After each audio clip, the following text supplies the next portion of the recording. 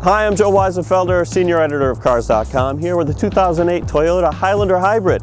We have videos detailing the Highlander itself, so I will give you information about the hybrid. Driving hybrids has become so much like driving a regular car. Really, the only thing to show you is the different readouts, the information that the Highlander Hybrid gives you to help you maximize your driving for the best mileage. To start out with, the energy readout here shows you how much electricity you're using when you accelerate in kilowatts. That's why the needle is climbing. But when you brake, the needle drops down into this charge area to let you know that the electric motor that is otherwise driving the car is acting as a generator and helping recharge the battery pack. That's how it saves some of the energy that you've already spent and reuses it. There is a navigation system on our unit here. I'll show you how the readout works. This is pretty common among the Toyota and Lexus hybrids. You hit the info button, which gives you the trip information selection, and you get an energy monitor here. And what this does is it shows you whether the energy is coming from the battery to the motor to drive the car, whether it's coming from the engine to drive the car or charge the battery, and then when you're braking, if your inertia, your momentum, is used to recharge the battery. Now, what's interesting about this hybrid, it comes only as all-wheel drive, and that's because this additional electric motor is in the back.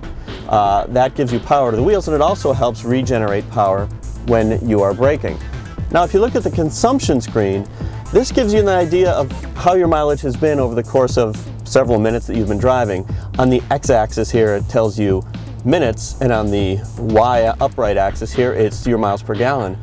The little green cars tell you that you've recharged 50 watt-hours of electricity. Basically, that means you've been driving and then braking and recharging the battery.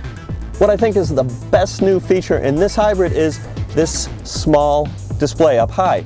And what that gives you is a lot of those neat readouts that you would get with a navigation system, but if you don't want to pay a couple grand for that, you can still get it here. Likewise, if you do have the navigation system and you want navigation up so you can see the map, you can use this screen to show you some of that other stuff that you otherwise would have to switch screens for. It gets to be a big drag.